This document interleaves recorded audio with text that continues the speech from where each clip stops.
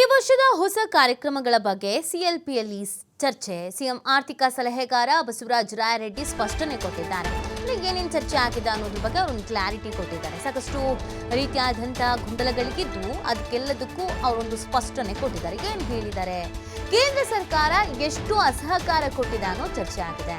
Guarantee ವಿಚಾರದ ಬಗ್ಗೆ ಯಾರೂ ವಿರೋಧ ಮಾಡಿಲ್ಲ. ಸರ್ಕಾರ ಜನರಿಗೆ ನೇರವಾದ ಸೌಲಭ್ಯವನ್ನ ಕೊಡ್ತಾ ಇದೆ.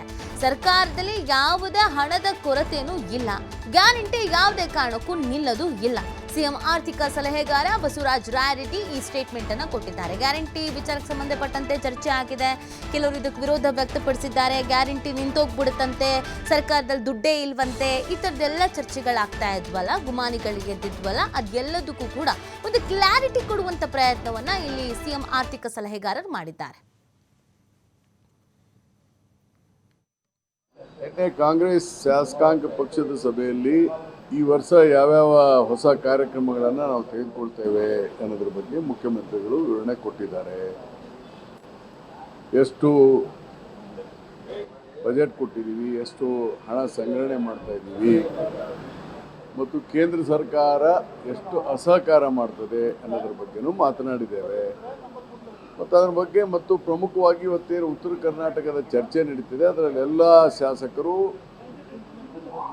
ಭಾಗವಹಿಸಬೇಕು. ಮಾಹಿತಿ ಇರುವಂಥ ಇವರು ಎಲ್ಲರೂ ಸರಿಯಾಗಿ ಮಾತನಾಡಬೇಕು ಕೇಂದ್ರ ಸರ್ಕಾರದ ಅಸಹಕಾರದ ಬಗ್ಗೆ. ಈಗ ನೋಡಿ, ಈಗ ಮಳೆ ಈ ವರ್ಷ ಜಾಸ್ತಿ ಆಗಿ ಫ್ಲಡ್ ಬಂದಿದೆ, ರೈತರಿಗೆ ನುಕ್ಸಾನ್ ಆಗಿದೆ, ಸರ್ಕಾರದ ಬಿಲ್ಡಿಂಗು ಭಾಳ ತೊಂದರೆ ಆಗಿದೆ.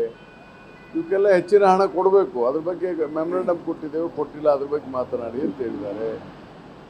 ನೀರಾವರಿ ವಿಚಾರದಲ್ಲಿ ಮಾತನಾಡಿ ಅಂತ ಹೇಳಿದ್ದಾರೆ. ಈ ಎಲ್ಲ ವಿಚಾರವನ್ನು ನಾನು ಕೂಡ ಅಸೆಂಬ್ಲಿಯಲ್ಲಿ ಬಹುತೇಕ ಫ್ರೈಡೇ ಮಾರ್ನಿಂಗ್ ನಾನು ಮಾತಾಡ್ತೇನೆ with finance, statistics, figures, everything. ಆಮೇಲೆ ಗ್ಯಾರಂಟಿ ಸ್ಕೀಮ್ ಬಗ್ಗೆ ಯಾರೂ ವಿರೋಧ ಮಾಡಿಲ್ಲ. ಭಾಳ ತಪ್ಪು ಮಾಹಿತಿ ಬರ್ತದೆ. ಗ್ಯಾರಂಟಿ ಸ್ಕೀಮ್ನಿಂದ ಹಣ ಹೆಚ್ಚು ಹೋಗ್ತದೆ, ಅಭಿವೃದ್ಧಿ ಕಡಿಮೆ ಆಗ್ತದೆ. Wrong, there is a wrong message.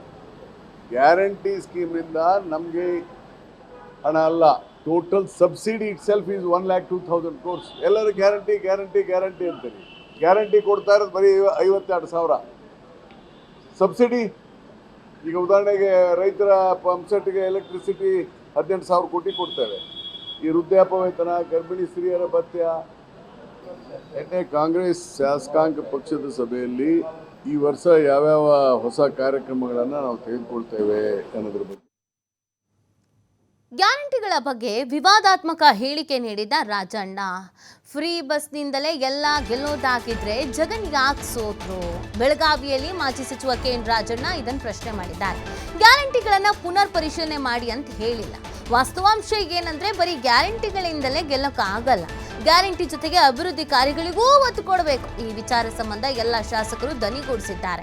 Guarantee ಜೊತೆ ಅಭಿವೃದ್ಧಿಗೆ ಒತ್ತು ಕೊಡಿ ಅಂತ ಆಗ್ರಹಿಸಿದ್ದಾರೆ. ಬೆಳಗಾವಿಯಲ್ಲಿ ಮಾಜಿ ಸಚಿವ ಕೆ.ಎನ್. ರಾಜಣ್ಣ ಹೇಳಿಕೆ ಕೊಟ್ಟಿದ್ದಾರೆ. ಇತ್ತೀಚೆಗೆ ಕೆ.ಎನ್. ರಾಜಣ್ಣ ಅವರ ಸ್ಟೇಟ್ಮೆಂಟು ಇವರು ಬಿಜೆಪಿನ ಅಥವಾ JDS ಅಥವಾ ಕಾಂಗ್ರೆಸ್ ಅನ್ನೋ ಥರದಲ್ಲಿ ಇರುತ್ತೆ. ಆಗ ಮುಂದೆ ನಮಗೆ ಪಕ್ಷಕ್ಕೆ ಒಳ್ಳೆ ಹೆಸರು ಬರುತ್ತೆ ಅಂತಕ್ಕಂಥ ಸಲಹೆ. ಆ ಸಲಹೆಯನ್ನ ಬಹಳಷ್ಟು ಜನ ಶಾಸಕರು ಹೇಳಿದ್ರು. ಅದ್ರಲ್ಲಿ ತಪ್ಪೇನಿದೆ? ಫೀಬೀಸಿಂದನೇ ನಾವು ಚುನಾವಣೆ ಗೆಲ್ತೀವಿ ಅನ್ನೋ ನಂಬಿಕೆ ಇದ್ದಿದ್ದೆ. ನಮ್ಮ ಆಂಧ್ರದಲ್ಲಿ ಜಗನ್ ಅಷ್ಟೊಂದು ಫೀಬೀಸ್ ಕೊಟ್ಟಿದ್ದಾನೆ, ಯಾರೂ ಕೊಟ್ಟಿರಲಿಲ್ಲ ಅಷ್ಟೊಂದು. ಮತ್ತು ಅವ್ರು ಬರೀ 18 ಸೀಟ್ ಬರ್ತಾರೆ. ಅದರಿಂದ ಫೀಬೀಸಿಂದನೇ ಗೆಲ್ತೀವಿ ಗೆಲ್ಲತಕ್ಕಂಥದ್ರಲ್ಲಿ ಫೀಬೀಸ್ ಕೊಡೋದು ಒಂದು ಅಂಶ. ಜೊತೆಯಲ್ಲಿ ಅಭಿವೃದ್ಧಿ ಕೆಲಸಗಳು ಕೂಡ ಆಗಬೇಕು. ಅಭಿವೃದ್ಧಿ ಕೆಲಸಗಳು ಮಾಡದೆ ಬರೀ ಫೀಬೀಸ್ ಮೇಲೆ ನಾವು ಚುನಾವಣೆನ ಜನ ನಮಗೆ ಆಶೀರ್ವಾದ ಮಾಡ್ತಾರೆ ಅಂತಕ್ಕಂಥ ಒಂದು ಇದು ಬೇಡ ಅಂತ. ಫೀಬೀಸ್ ಇಟ್ಕೊಂಡೇನೆ ನಾವು ಡೆವಲಪ್ಮೆಂಟಲ್ ಆಕ್ಟಿವಿಟೀಸ್ಗೂ ಇನ್ನೂ ಹೆಚ್ಚು ಹಣವನ್ನು ಒದಗಿಸ್ಬೇಕು ಅಂತಕ್ಕಂಥ ಒತ್ತಾಯ. ಆದರೆ ವಾಸ್ತವಾಂಶ ಏನಂದರೆ ಗ್ಯಾರಂಟಿಗಳಿಂದನೇ ನಾವು ಗೆಲ್ಲಕ್ಕಾಗೋದಿಲ್ಲ. ಗ್ಯಾರಂಟಿ ಜೊತೆಯಲ್ಲಿ ಅಭಿವೃದ್ಧಿ ಕೆಲಸಗಳು ಆಗಬೇಕು. ಆಗ ಮುಂದೆ